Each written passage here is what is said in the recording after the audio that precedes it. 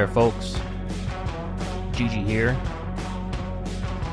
And we're going to continue right where we left off from part 4/1. And this is part 4/2. And, yeah, because this part was so long, we had to cut it into two. So, what you want to do is, if you haven't listened to part 4/1 or any of the previous parts, you really need to go back and start from part 1. And then when you get to part 4/1, just pause it, just stop it right where I get to the end of the segment of the part where I'm reading from this, because I made some announcements at the end. So if you want to really continue right where we left off, just catch the end of that and then pause it there and then open this one, if you know what I mean. Because we want to try to keep these under 45 minutes. And this part was just so long. So I'm going to go ahead and without any further ado, just pick up right where we left off. Now this, obviously it's from chapter 2, as the whole series is, the system of categories and philosophical thought, from the book Dialectical Materialism by A. Spurgeon. And the segment that we're halfway through is called Essence and Phenomenon. And let me get back down to my place marker. And here we go. Law as a general and essential relation. Life has constantly persuaded human beings that the processes at work in the world are not merely the raging of elemental forces of chaos. The universe has its code of laws. Everywhere there is a certain order in the world. The planets move in strictly unvarying patterns, and no matter how long the night, it is always followed by day. The young grows old and departs from this life with inexorable necessity and is replaced by the newborn. Migrating birds fly northwards in the spring and return to the south every autumn. The ewe gives birth to the lamb, the mare to the foal, and so on. There has never been a case of a watermelon growing out of an acorn, or of time suddenly flowing backwards and winter following spring. Obeying the same law of gravity, gossamer floats and lead plummets. In short, everything in the world, from the motion of physical fields, of elementary particles, atoms, and crystals, to gigantic cosmic systems, social events, and the realm of the mind, obeys certain laws. Everything is committed to a certain framework, like steel in its mold. According to religious idealistic notions, everything in the world follows the cruises charted by God, the eternal laws that guide everything in accordance with the will of the Almighty. In general, there is a tendency to identify the laws of the universe with God. The world is then seen as being governed by both God and law. This means that laws are personified and come to resemble the rational, order-creating power of God. And indeed, we speak of laws guiding all events, without thinking that some supernatural force, some omnipotent driver, holds the reins of all events in the universe. According to Hegel, natural processes obey certain laws representing rational, non-material relations. This is objective idealism. Other philosophers believe that the laws of science arose only thanks to man's habitual love of order. This is the subjective idealistic conception. Who the hell says conception? The life of the world is regulated not externally, not by forces that stand above it, but by itself. It is an infinite complex, self-regulating system. What do we mean when we use the word law? Juridical laws are promulgated by the state in order to regulate, to control relations between the individual members of society. Moral standards rooted in the way people are brought up are also factors in the pattern of human self-control. The phenomena of nature, of society and consciousness are organized or regulated by laws that no one created. They exist objectively. When we speak of the laws of the universe, we have in mind a certain regularity in the coming of events. Law is not an object, nor one of its properties, but a type of relations between objects. It organizes the interconnection of the elements of a system. When speaking of a law, we mean stable, repetitive, essential, necessary relations. Laws may be less general, operating in a limited field, and also more general, such as the law of the conservation of energy. Alongside the stability of essential relationships expressed by laws, we also have the principle of the conservation of the laws themselves with a more or less broad range of changing conditions in which they operate. Where there is a change in the conditions under which certain laws operate, the latter are preserved, that is to say, they operate in a different situation, just as they operated previously. Of course, this stability is relative. There are no laws that are independent of conditions. The wider the range of conditions in which a law retains its force, the more general it is. Some laws express a strict quantitative dependence between phenomena and are recorded in science by mathematical formulae. Others resist quantitative expression, for example, the law of natural selection. We should distinguish the laws of the structure, functioning, and development of a system. In developing systems, a law takes the form of a tendency or trend. The concept of law as a tendency is applicable to the social process in the analysis of mass phenomena, their frequent repetition in certain circumstances. Such laws relate to the statistics of, for example, population, trade, or transport. This concept also serves to express the main trend in the development of events. A large proportion of social laws take the form of trends expressing the main line of development without predetermining the whole infinite diversity of the possible and usually circuitous path of motion.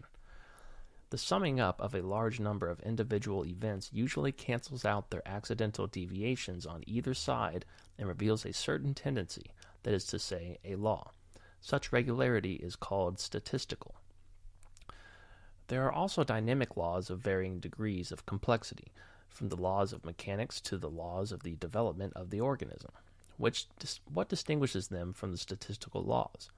They control all the phenomena of a certain class as a whole and each phenomenon in particular. For example, any stone thrown into the air obeys the law of gravity. When the conditions and causes of events are known, science can with a fair degree of accuracy guarantee prediction of events, as in the case of a lunar eclipse, for example. But there are also events that do not obey the laws of dynamics. From the mere fact of sexual contact, it is impossible to predict whether the result will be a boy or a girl.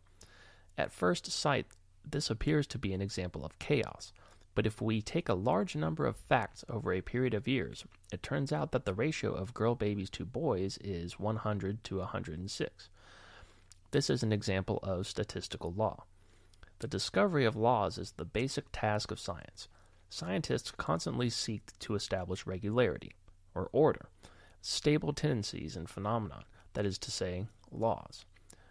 Man's power over the forces of the universe is proportional to the volume and depth of his knowledge of its laws. The law governed and the accidental. Could something not have happened that did happen? Could the thing that failed to happen have happened? Is it possible to say that what should not happen will not happen? Many thinkers have pondered such questions. Was it a law or accident that made Napoleon head of the French state? Was it an accidental or law-governed event that America was discovered and that this discovery was made by Columbus? Was it accidental or by law that life on Earth came about and was followed by the appearance of human beings, by the readers of this book, by you and me? The list of such questions could be continued ad infinitum. Various thinkers have given various answers. No matter what happens in nature or in the life of man and society, fatalistically minded people usually say, "What must be, will be." This dictum rests on the notion that everything in the universe and human life is preordained either by fate or God or by the whole system of interaction of phenomena. Everything that we observe is as it is and could not be otherwise. Accident is thus regarded as a purely subjective concept by which we designate something whose cause is unknown to us. As soon as a person discovers the cause of a phenomenon, it ceases to be accidental. It is true that there are no causeless phenomena in the world. Even accidental phenomena are casually conditioned. But this does not make them necessary. According to the concept of absolute necessity, which excludes chance, the final result of any process in the universe is preordained from the very beginning and must come about with inexorable force. Thus, the final point of any process of development exists from the first in reality, like an embryo for whose development the process serves only as an external auxiliary factor, a midwife. When absolutized, necessity becomes its opposite. Everything is a matter of chance, and one must leave everything to chance. The offended vanity of an aggressor, the bad mood of a monarch, the whim of a woman, are sufficient cause for going to war, for throwing millions of people into the slaughter, destroying cities and plunging nations into poverty and grief, spreading disaster and despair for many centuries. We are thus faced with a false alternative. Either the world is ruled only by chance, and then there can be no necessity, or else there is no chance, and the world is ruled by necessity. In actual fact, both in nature and society, where chance appears to dominate, it is in reality subordinate to certain laws. But not everything that happens does so of necessity. Much occurs by chance. Chance has its share of right to existence. If the world were dominated only by necessity, everything would be fatally predetermined and there would be no room for human freedom of action. One and the same phenomenon is composed of the effects of many causes. Everything brought about by secondary causes was defined by Aristotle as accidental, while necessity meant the impossibility of something being otherwise. It is impossible to predict the sudden onset of certain diseases and the need for urgent medical aid. It is impossible to say how many calls an ambulance service may receive in a given period of time. Here we are confronted with a typical situation in which the emergency call, the time the doctor spends at the bedside, the time taken by the ambulance in traveling from hospital to home and back, all involve chance. A vast series of chance events has to be considered. The number of examples in which chance phenomena determine the character of a certain process could be carried to infinity. It is much harder to enumerate the processes where chance events have no influence. So what is chance? This category expresses mainly external, contingent, inessential events. These are phenomena that are subjectively unexpected and objectively extraneous. There are phenomena that in certain conditions may or may not occur, that may be of one or another kind, whose existence or non-existence, or existence of one or another kind, is based not in itself but in something else. These are external chance events. Intrinsic chance events, on the other hand, are events that have been stirred up by necessity itself, by variously oriented forms of its manifestation. External chance is beyond the demands and power of a given necessity. It is determined by extraneous circumstances. A person steps on a banana skin and falls over. Here we have the cause of his fall, but it does not follow from the logic of the victim's actions. He might not have fallen. He is the victim of the sudden intervention of blind chance. In general, both necessary and chance consequences arise from people's actions. One can be blamed only for the necessary consequences of action. Only they are connected with the nature of the action itself, and they alone could be foreseen. All events that we sometimes lump together under the heading of bloody-mindedness, such as the slice of bread that falls butter side down or the bus that comes late just when we are in a great hurry, may be considered examples of external chaos, or external chance, rather. They are so-called coincidences. Chance may be favorable or unfavorable to a person. For example, in war, more than anywhere else, things turn out to be different from what we imagine. When we see them close up, they look different from how they appear at a distance. The architect can calmly observe a building going up, according to his plan. Or the doctor, although he has to reckon with a great number of chance and unknown influences in his work, does know exactly what effect certain drugs will have. But war is different. The commander of a large military unit is constantly at the mercy of waves of false and true information, of mistakes caused by fear, negligence, haste, or obstinacy, due to correct or incorrect notions, evil intent, or a false or genuine sense of duty, laziness or exhaustion. He is besieged by chance events that no one could possibly foresee. One and the same event may be necessary in one relation and accidental in another. For example, a baby girl is born. Is this a case of necessity? In relation to the final result of the development of the embryo, yes. But from the standpoint of development of the given nation or of world history, it is a chance event. Sex mutation is still one of nature's secrets. A single mutation is the expression of necessity of certain physicochemical processes in the organism. But in relation to the organism, and even more to the species, it is a matter of chance. In reality, therefore, any phenomenon at one and the same time, but in different relations, may be either necessary or accidental. Vape break.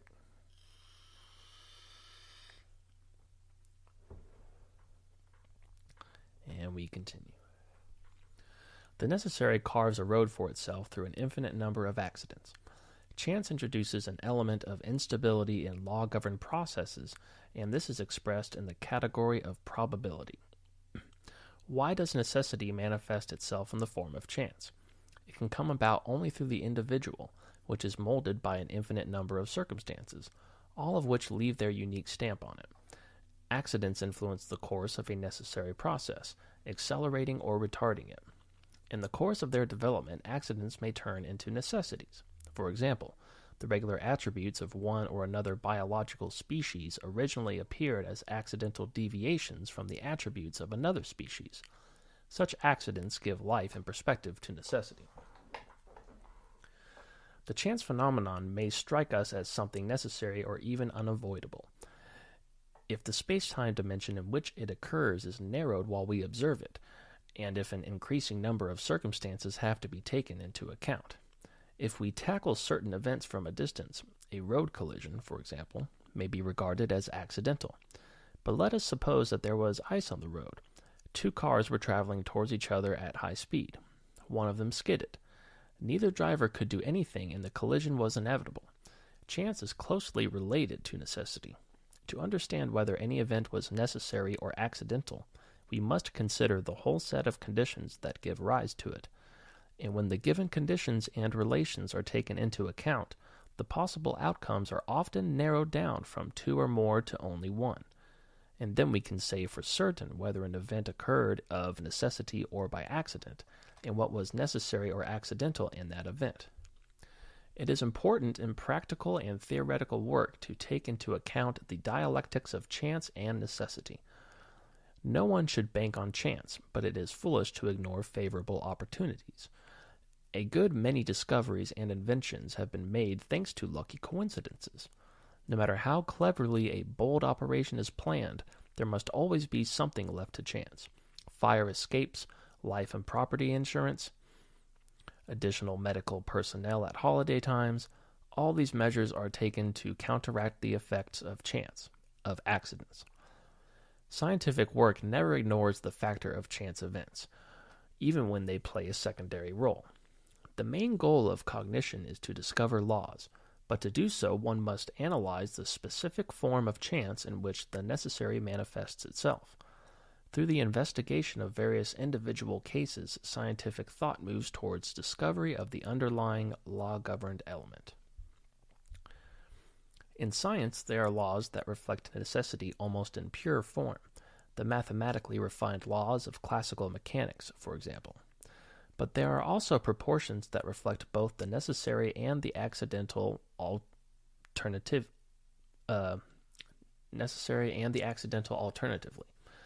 At the same time, there are propositions that embrace necessity and chance as a unity. To predict a solar eclipse, astronomy abstracts from the accidental and takes only the necessary. But the forecasting of historical events involves both. For example, acceleration or retarding of historical progress sometimes depends to a great degree on subjective factors, including such chance elements as the character, health, or talent of the people in charge. The task of science, and particularly philosophy, is to detect the necessity disguised as chance. But this should not be taken to mean that chance is merely a figment of our imagination and should therefore be ignored wherever possible so that we can perceive the truth. There are certain general needs, for example, the need for food, drink, clothing, etc., and it appears to be largely a matter of chance how those needs are satisfied. The soil may be more fertile in one place than another. Harvests may differ from year to year. One man is diligent, the other idle. But this very chaos produces general principles, and facts that appear to be unconnected and disorderly are guided by necessity, the uncovering of which is the task of political economy. Confronted with a mass of accidents, it reveals their underlying laws. Probability as the measure of realization of chance. The concept of probability arose in logic as a means of defining lack of proof, but life has accumulated large numbers of facts that force us to consider probability as a problem in itself.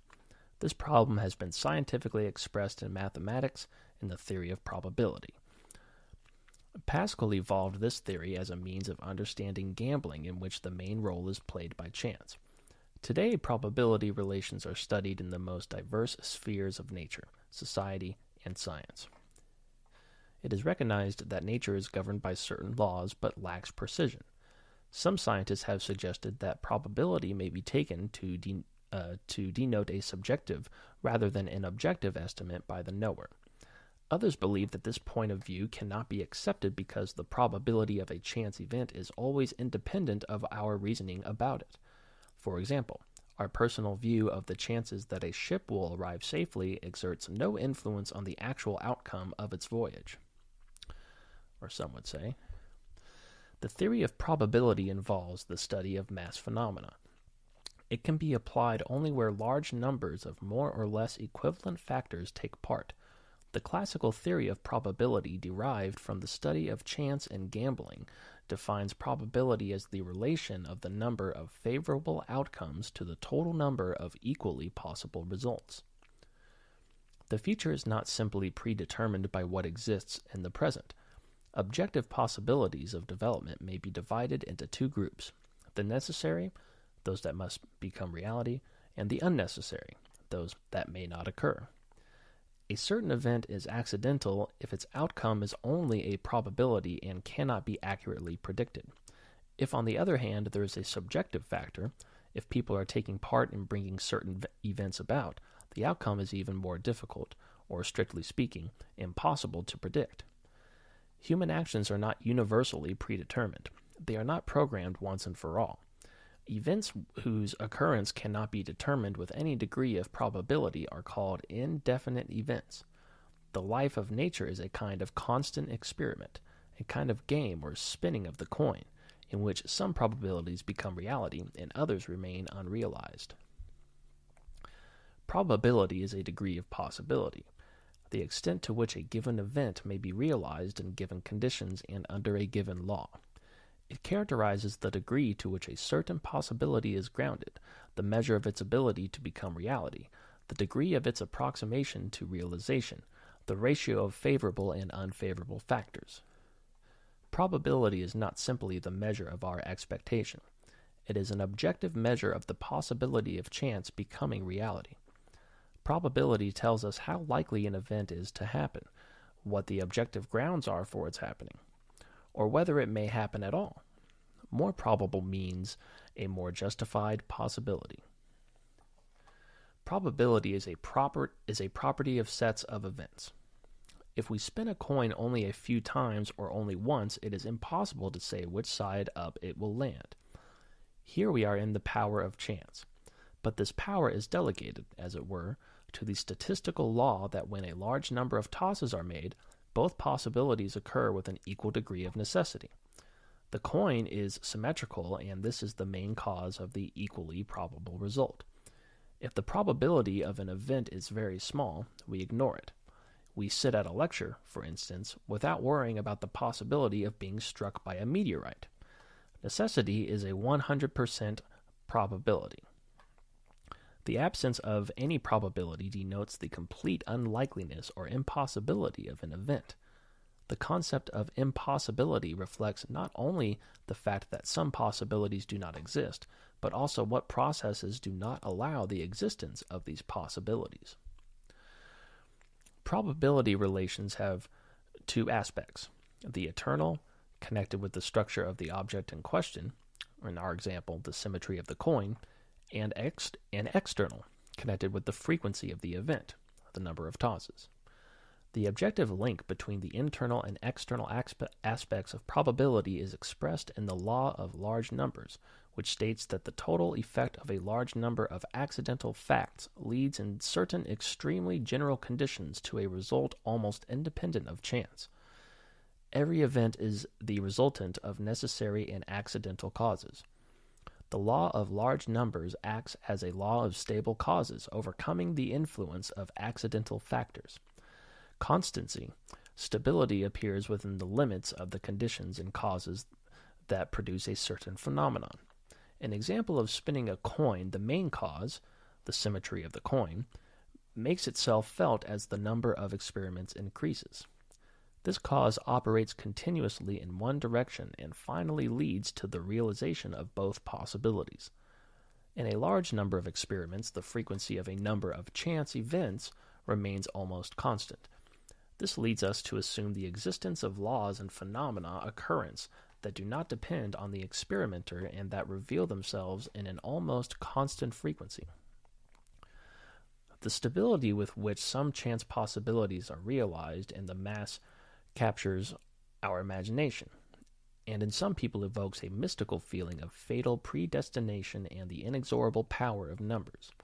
The numbers of marriages, divorces, births, deaths, crimes, of passengers traveling by a certain means of transport over a certain period of time, the frequency of injuries in certain sports, like mountain climbing, speedway racing, fencing, for example, all exhibit a surprisingly stable regularity.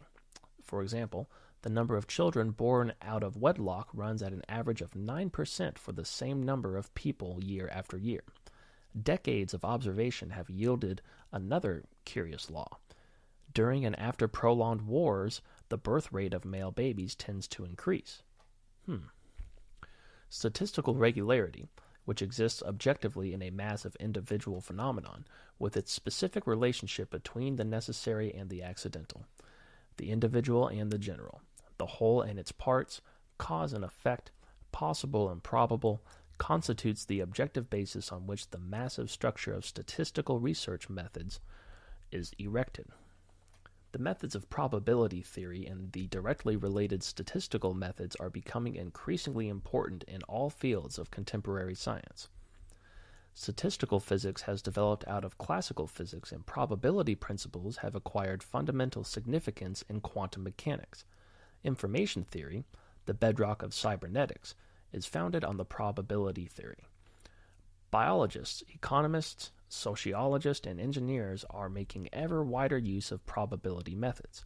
A special branch of logic, probability logic, has emerged and is being intensively developed.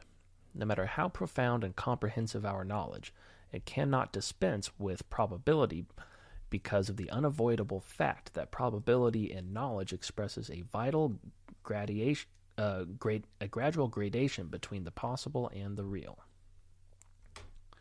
Wait, break.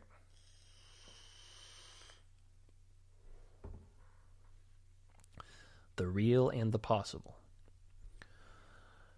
The process of development is always connected with the passing of the possible into the real. Everything that exists is strictly and continually controlled by the law of the conservation of matter. Nothing can come from nothing. The new must have premises in the old. The sources of the future lie both in the past and in the present. The person who exists in reality is preceded by his potential, by that which is given in the embryo. Everything arises from that which exists as a possibility but not as a reality. A child possesses only a capacity or a real possibility of rational thought, but the possibility has not yet been realized. The child is not yet capable of rational action. By means of the categories of the possible and the real, thought encompasses the fact that matter is active, that it constantly acquires more and more new forms of existence, transforming itself from some forms into others, moving from one state to another, that is, that it possesses an infinite number of different potentials. Possibility is not so much a particular property of the non-existent as a reality existing in a particular way. For instance, The regrettable possibility of war causes such enormous movements of society's material and spiritual forces that it would be wrong to deprive this possibility of the status of real existence. On the other hand, a bright and hopeful prospect may possess no less, or even more, productive power and hence existence. Thus, existence as a possibility is an independent sphere of reality in its own right. The material world resembles a boundless field sown with various seeds of possibility, which are not brought into the world by any supernatural forces, but arise and exist there, expressing the self-motion and self-development of reality. Consequently, the category of the real embraces all possibilities because there is nowhere else for them to be, except in reality. Everything possible is possible because it exists in reality as the embryo of something else, as its orientation on the future, on change, transformation into something else. When we speak of possibility, we think of some perhaps very small beginning of something, which lies within that which possesses the possibility, that is to say, within concrete reality. This beginning also comprises the program of that which does not yet exist in that which exists. Therefore, by reality in the broad sense, we mean both the possible, the process of creating the new, and its existence at all levels of perfection, that is to say, the action of all the real forces in the universe. Nature in all the majesty of its material and information energy formations, properties, and relations, world history with all its countless small or large-scale events and collisions, man with his sophisticated mind, and the material and spiritual culture of society in their mutual relationship. Reality takes in both the internal and external, the essential and the phenomenal, the law-governed and the accidental, the individual, general, and particular, cause and effect, potential, realization, and what has been realized. Reality, to the degree that it has been comprehended by humanity, is expressed in the entire, endlessly subtle system of concepts of science, philosophy, and culture as a whole. While stressing the unity of possibility and reality, the former's inclusion in the latter, we should at the same time bear in mind their difference or even their polarity. The possibility of anything is not yet its reality and perhaps is never destined to become anything of the kind. The category of possibility expresses the fact that a phenomenon has already begun to exist but has not yet acquired its perfect form. Hence, possibility is a unity of existence and non-existence. Development is a process of generation of possibilities and conversion of one of them into reality. That which is becoming is only heading in the direction of existence, and in this sense it does not yet exist. At the same time, having once begun, it already exists. It is as yet only a prospect of existence. Possibilities delight us most of all in child prodigies. Youth is also full of promise. But not for nothing do we sometimes say about prodigies that their future is often left behind in the past. That's the way life is. Only when it grows up does the child reveal to the full its human essence, its possibilities. Only a mature person knows for sure what he is capable of, which of his possibilities have turned out to be real and what lies behind him as vain hopes and fruitless impulses. He stands before the judge that rules the consciousness of every one of us, and must answer for how much of that which was conceived in youth has been achieved in reality. And by no means everyone is satisfied with his achievement. Many of those who looked so promising have turned out to be quite ordinary people. The makings also cannot be regarded as a person's true inner world. So we should never present as reality that which as yet exists only as a possibility. The inspiring possibility of all-embracing knowledge of the world is a far cry from its realization. In the narrow and more categorical sense, reality is thought of as a realized possibility, something that has come about, emerged, been actualized, that lives and acts. In relation to the possible as potential, the reality is a realized possibility and the basis for emergence of new possibilities.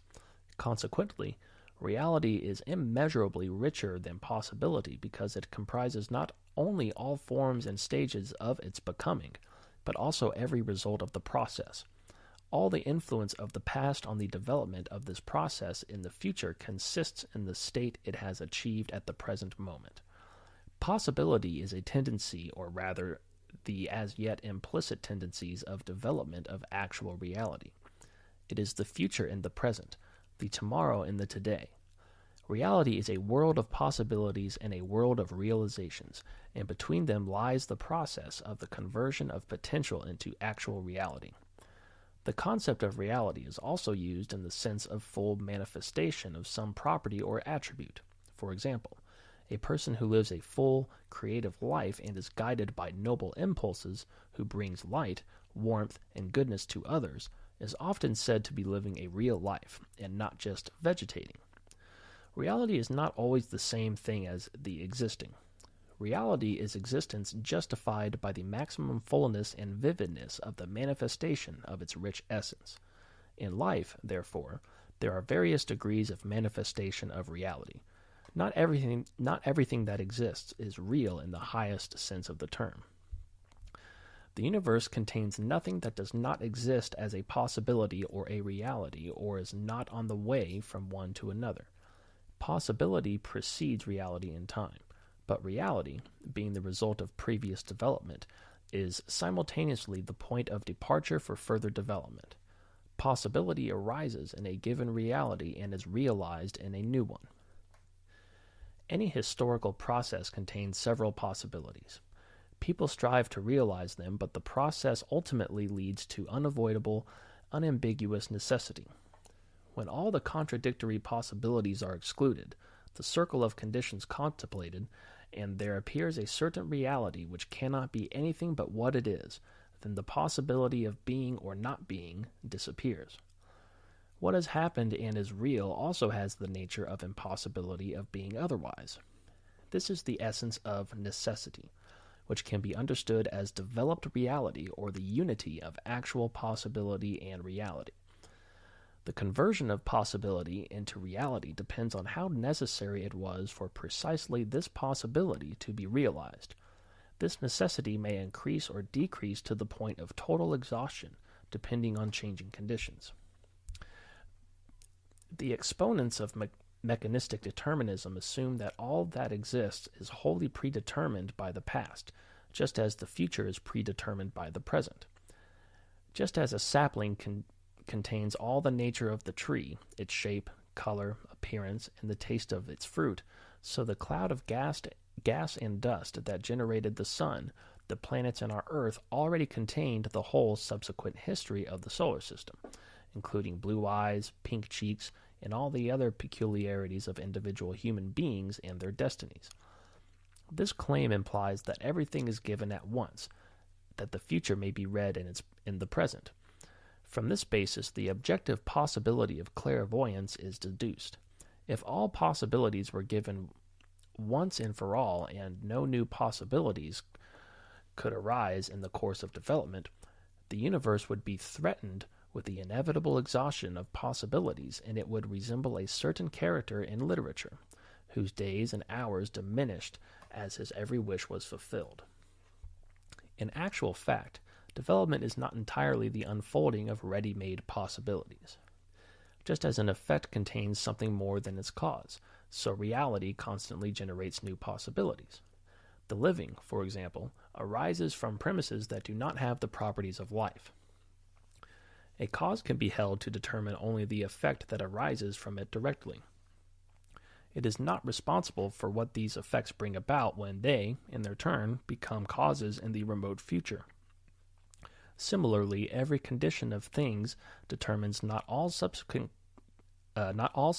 conditions, but only those that proceed directly from it. The distant future becomes something that the present never dreamed of. The farther we try to see into the future, the more hazy its contours become. The mists of the future do objectively thicken the further away it is from the present. Possibilities characterize reality from the standpoint of its future. All possibilities are aimed at realization and have a certain orientation. They are full of urge, effort, and yearning for realization. Every specific reality generally contains an infinite number of possibilities of emergence and qualitatively new phenomena. Two factors are required for possibility to become reality: the operation of a certain law and the availability of appropriate conditions. People are born with exceptional possibilities in the form of their natural potentials, but these potentials can develop only under certain conditions. Any system contains more possibilities than it can actually realize. For example, a living organism has the possibility of producing an enormous progeny. Microorganisms could in a few days produce a mass of living substance much greater than the mass of our whole planet. But enormous numbers of possibilities never come to fruition. And does man himself realize all the physical and spiritual potentials? The path to the realization of each of them are littered with obstacles, and the possibilities contest with one another. Life selects some and discards others. Everything that exists in reality is the result of this selection. Whether the result is a happy one is another question. No one can tell whether all this was inevitable.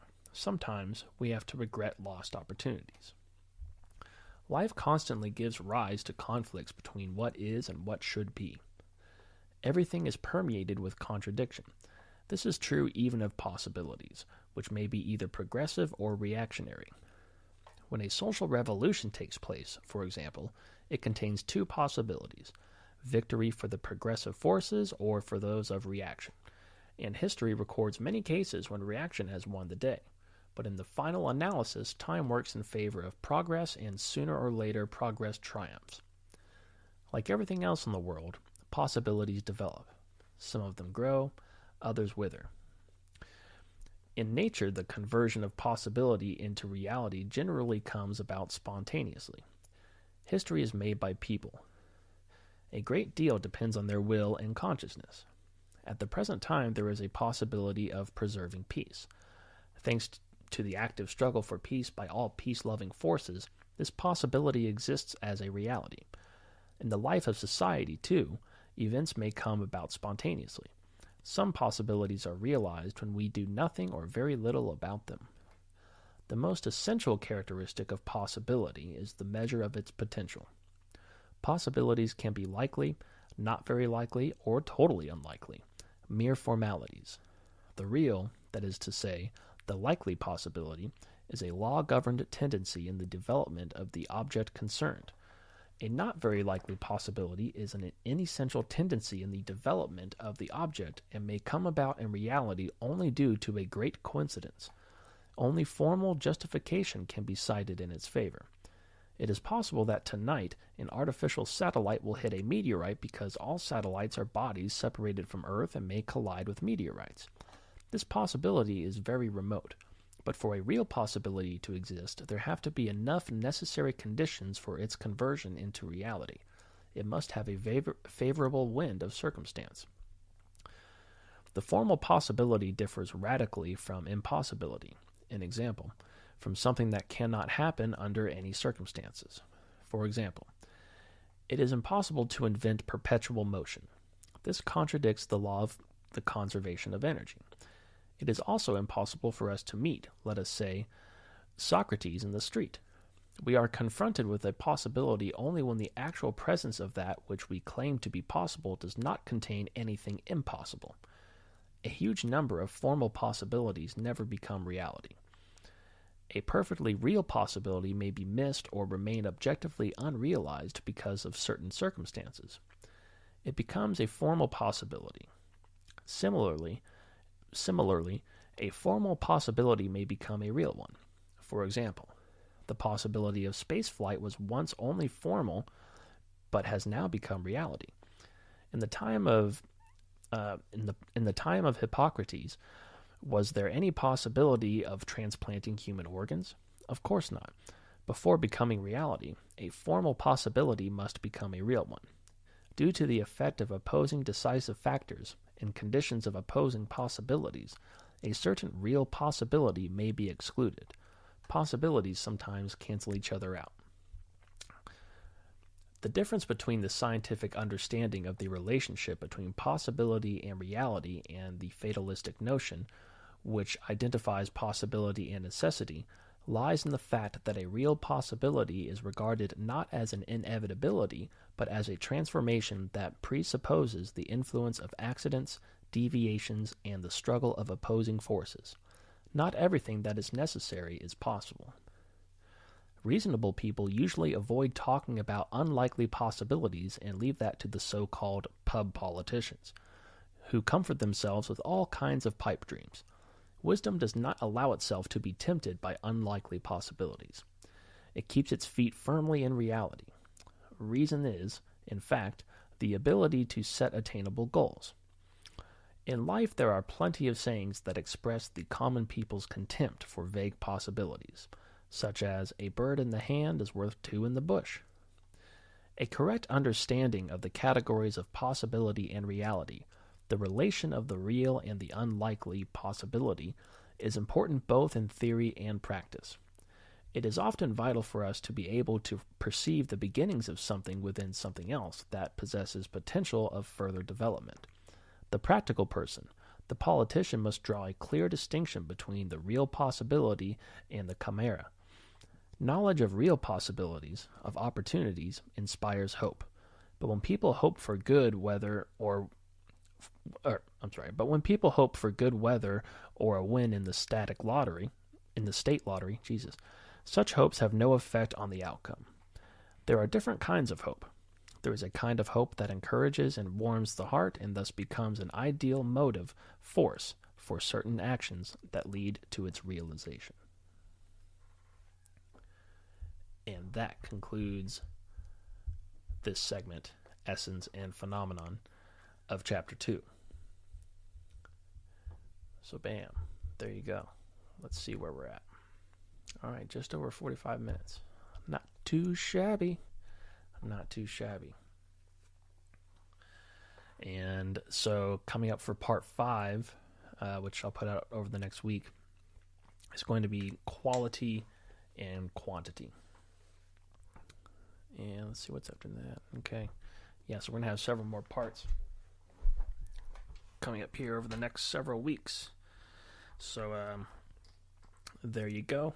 That's a wrap for part 4/2.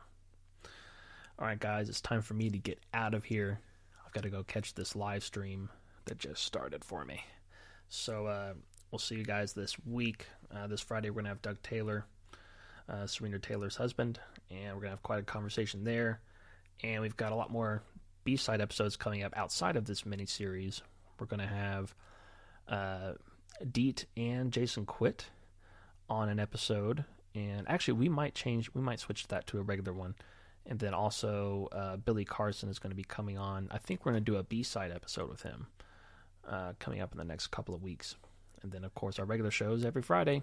So don't forget to check us out live from 7 to 9 Pacific every Friday night. All right, folks. Yeah, that's it for now. And we shall see you later. Cheers, folks.